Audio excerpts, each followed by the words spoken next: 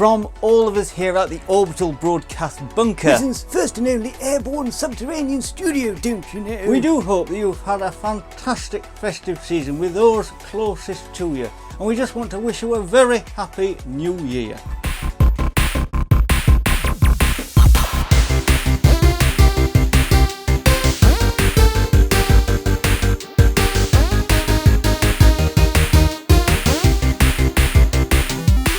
Welcome back, Ladles and Jelly Spoons, to Kohigh Mathy's YouTube channel and indeed Kohigh Mathy's vlogs. My God, it has been a hot minute, has it not? It's a very brisk Sunday, well actually it's afternoon now. I'm later leaving the house than I would have liked to have been. We're off doing the usual Sunday life admin things, so thought I'd take you along for the ride and tell you a little bit about where I've been, what I've got planned for 2024, and yeah, just fill you in basically.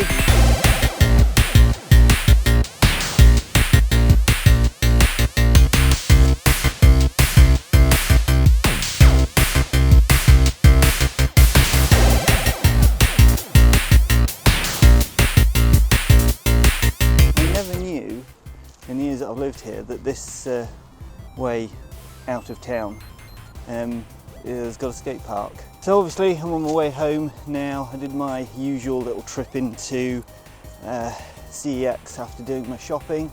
Obviously had to do that, feels like it's a standard, and I'm actually very pleased that I did. Some very nice finds in there, which we'll see when we get back to the Orbital Broadcast Bunker's engine room, as I like to call it. So where have I been? Well, the truth of the matter is, I don't really want to dwell on it too much, but my IRL job towards the end of the year usually gets very busy, and I wasn't able to spend the time that I wanted to on YouTube and being able to make videos that I was genuinely proud of. So rather than sort of struggle through and produce another video like the Dino Crisis 3 retrospective, Dino Crisis 3, let's try never to talk about that again, I decided it was best just to go on hiatus for a while and focus on my IRL job and make sure I was doing that to the best of my abilities. However, that being said, that doesn't mean that I've not been thinking about the channel and been really excited knowing that when I have some free time, i.e. now, that I can focus properly on the channel again and making proper content that I'm once again proud of. Checking out Kohigh Mathy's YouTube channel. The auto cue hasn't quite caught up yet. Hi, I am Kohigh Mathy, or Dougie if you know me IRL. I'm Keith, T-boy extraordinaire and avid badger watcher. And I'm Pat Whitemuffin, 3 times extreme sock sorting world champion, 2 times extreme bread buttering world champion, and I once ended up sharing a taxi with Des O'Connor to Buxton in Derbyshire to referee the Royal North Devon Golf Club's annual rugby game and flower arranging competition. It's amazing to see a bouquet of roses being left after the first scrum. And they are the comedic sides to my personality, and they help me put together videos on this channel, usually also with a bit of help from N-Gage, from N-Gage's Final Round, and Mr. B from Mr. B's Ukulele channel, and occasionally, ever so occasionally, Dicky from Richard York's Wargaming, where no wargame remains unplayed. I think it's like 3-star ranking on every single level, and every 3 levels you get a new multiplayer character. What? I think that's how they're unlocked. I've often said on this channel that I'm not a retro video game collector, I'm an enthusiast, because to me retro video games hold, you know, a special place in my heart and indeed our heart. You know, people in the retro video gaming community, you know, especially people who grew up playing those games. It's the nostalgia isn't just about recalling the past, it's about re-experiencing the joy, the challenges and the excitement of those games. Unlike collecting, where the focus might be on, you know, rarity or monetary value, playing these games sort of rekindles memories and emotions that are unique to each of us as individuals. I think for many enthusiasts like myself, the true value of retro video games lies in their gameplay and their story, their design, rather than their collectability or their rarity. You know, playing those games allows us to appreciate the artistry and the innovation of the era, understanding why certain games became classics. This appreciation often goes beyond the physical cartridge or the disc. focusing more on the experience that they provide. Now then, what I think our lad is trying to say is, in essence, while collecting focuses on the tangible aspect of video games, playing and experiencing them emphasises the intangible, the memories, the challenge, the stories and the connections made along the way. This is often why many video game fans find more joy in the act of playing them rather than the art of collecting retro video games. And I'm so sorry about what's going on with my hair. Celebrate the games that defined our childhoods and the games that we are enjoying to have fucked that up. Oh.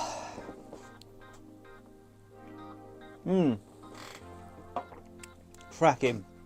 A very well deserved glass of Bailey's.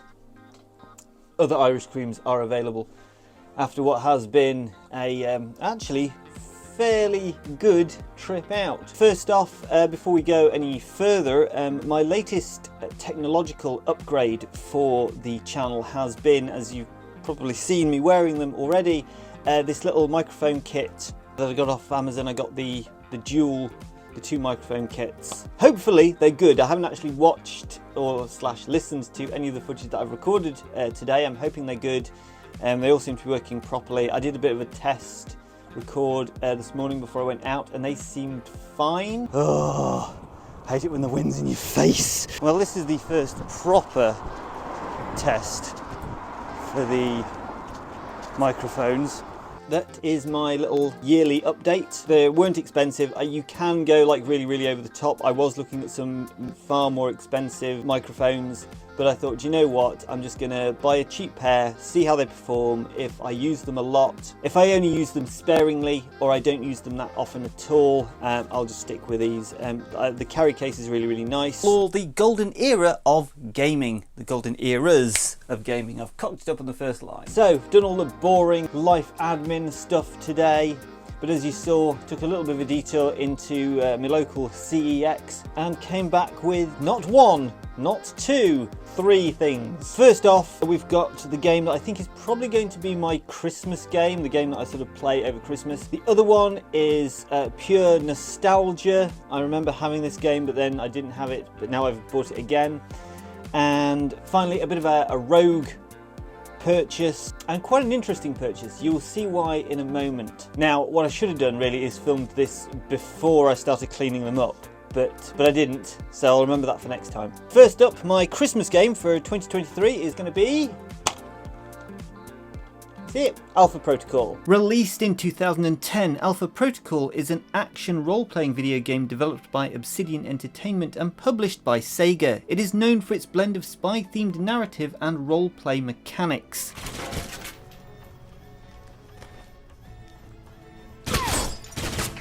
This game has sort of come onto my radar quite a few times over the last couple of months whilst I've been on hiatus. And yeah, I just decided that, do you know what, it has to be a game that I play over Christmas. It's an old school Xbox 360 game. I love on the back, one of the bits on the back here is accomplish your mission with stealth, firepower, sabotage and charisma. Alpha Protocol is a unique RPG that stands out for its espionage themes, deep narrative choices and blend of action and stealth gameplay.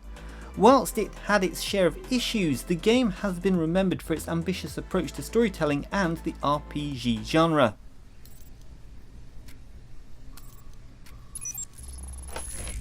From what I've seen, it's not the best looking game, but the fact that it was developed by Obsidian, I have quite high hopes for it. Next up is a game that I used to own back when I had an imported PlayStation 2 way back in the day, and I don't know why I never rebought this game because I really did enjoy it, and that is Street Fighter EX3. Street Fighter EX on the original PlayStation, I seem to remember, is not that good. I'll quite happily say I've never played EX2.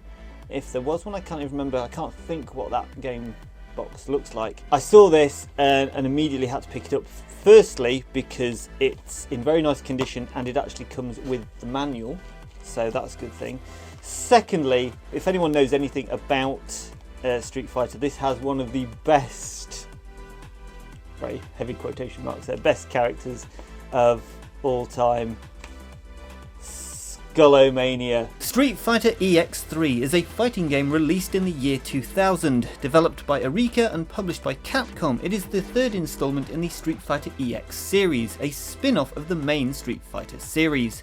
It brought with it several distinct features and updates to the already well-established Street Fighter formula, infusing the franchise with fresh 3D graphics and an innovative tag team gameplay mechanic, enhancing the overall fighting experience for players.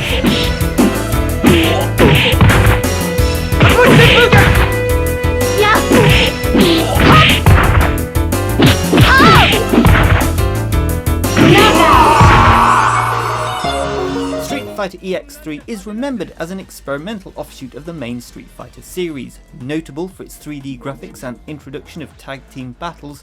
Whilst it did not achieve the same level of acclaim as the core series, it contributed to the diversity of the franchise's gameplay experiences.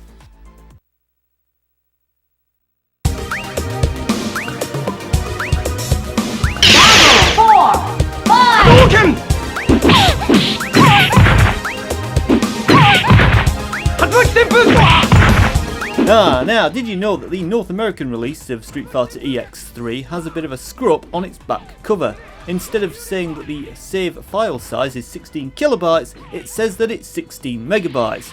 Did you know that that's the same amount as 2 PlayStation 2 memory cards? Come on, who does not want to play as Skullomania? N-Gage, if you're watching this, we definitely have to get together and play this. Last and by no means least is a game that I'm not going to toss into the air. I'm just going to have to show it to you because I don't want anything to happen because it's in such good condition, but there is a bit of a caveat to that.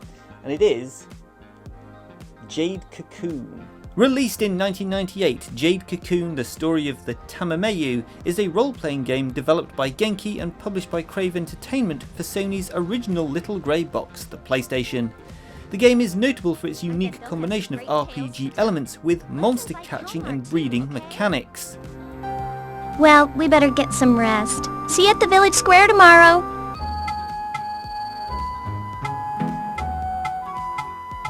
Jade Cocoon, the story of the Tamameyu, stands out in the RPG genre for its unique combination of monster catching, breeding mechanics and its captivating art style, offering a distinct and memorable gaming experience. What are you up to? Didn't you say we would go listen to the minstrels? First off, let's just take a look at the box. The box is in absolutely beautiful condition. Lovely condition. Okay. It comes with a manual.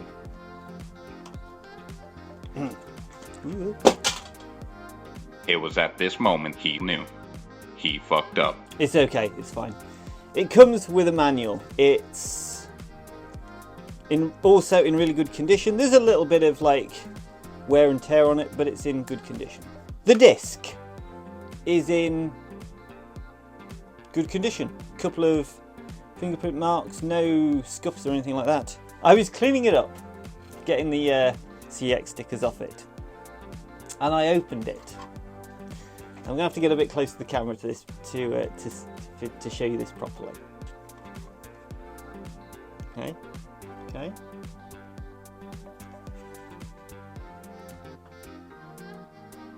Yeah.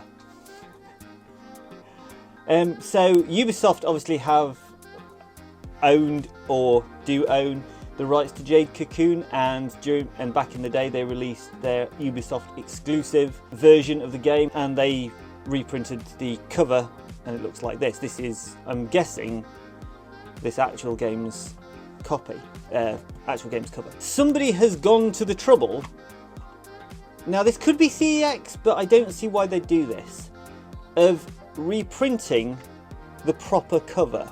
Now, I have taken it out whilst I was cleaning it. It's printed on very, very nice photo quality paper. Colour-wise, it's actually a very, very good match. If you compare it to the manual, there is, I don't know if you can make out on screen, the manual is a little bit of a, it's got some more vivid greens in it than this. This is very nicely done, but it's a little bit duller. That is by far the bizarrest pickup I've actually found from the CEX.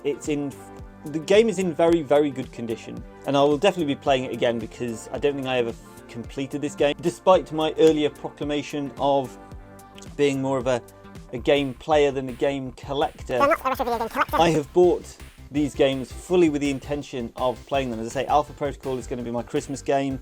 I will definitely play through Street Fighter EX3, hopefully with N-Gage at some point. And Jade Cocoon may well end up being my summer game. It's all about playing them, reliving the memories, and just enjoying old school games again. So, what are our plans for 2024? I hear you cry. Oh, that's just the parks, lad. We haven't had heating on for about 2 months, and I think we've got a leak somewhere. Morning, ladles and jelly spoons. It is the Saturday before Christmas, and I am about to just nip out, do my last bit of Christmas shopping. By the way, I am very much aware that that is wonky and it annoys the shit out of me. One of my New Year's plans is to put some shelves up. While the main goal of 2024 is hopefully back to business as usual with our monthly retro roundups, the 20th anniversary retrospective reviews, and of course Pat's Friday 5-minute facts that are never 5 minutes, you know. I do have plans for some new video ideas and hopefully bring back a few old ones. But the first challenge of 2024 is the road to 500. Yes, it's something of a YouTuber's first proper milestone, and one that we're not 100 miles off achieving, but I can only really do that with your help. So please, if you're not subscribed to this channel, please do consider subscribing. As I often say, it's free and you can always just unsubscribe later. It costs you, the watcher, nothing and means so much to us here at the Orbital Broadcast Bunker. Britain's first and only airborne subterranean studio, I'll have you know. If of course you are subscribed, there are still ways for you to help out. Engage with the video, leave me a comment, share it out with your own audience. At the very least, click the like button. Or you know, the dislike button is, there as well, of course. It's all what the kids call engagement. Talking of engagement, one of the areas that I'd love to improve on this channel is engaging with you watching at home, or on the bus, or in your car, or in your classroom about to teach Year 11 music. I know that it will come with time and you can't just expect instant engagement, but it's on my checklist of things to bring to the channel in 2024. One of the first ways we are going to do that is hopefully by being more active on Kohigh Mathy's other social media platforms. So if you're not following us on TikTok, Instagram, X, yes, we're sticking with it for some reason, check us out over there. And that leads us nicely into the second challenge of 2024, Twitch. Or just live streaming in general. It's something that I've wanted to do for a while. Some might say you're a bit, late to table, lad. For a myriad of reasons, I've been unable to have a proper bash at it. Well, 2024 is where that changes. Sunday streams will be starting soon. In all seriousness, right now I have no idea when they are going to start, so best keep an eye on other social medias to find out. My original plan was to start going live on TikTok, but they have moved the goalposts on entry to being able to live stream on that platform. And before you ask, yes, I have tried contacting them and asking nicely. Well, I think that about wraps it up for this vlog, don't you? Hope that you've enjoyed it, and I hope that you're as excited for 2024 as I am. Not just from a retro gaming point of view, but also from a, new year all-round point of view. It's going to be exciting, it's going to be fun, but most of all, from my point of view, it's going to be retro. Thanks as always for watching. As I've said before, if you've made it to this part of the video, thank you so much. Please do let me know in the comment section down below. Let me know your New Year's resolutions, gaming or otherwise. That way I know that you've made it to the end. And remember, every time we keep it retro, we keep retro gaming alive. Cheerio, see you soon.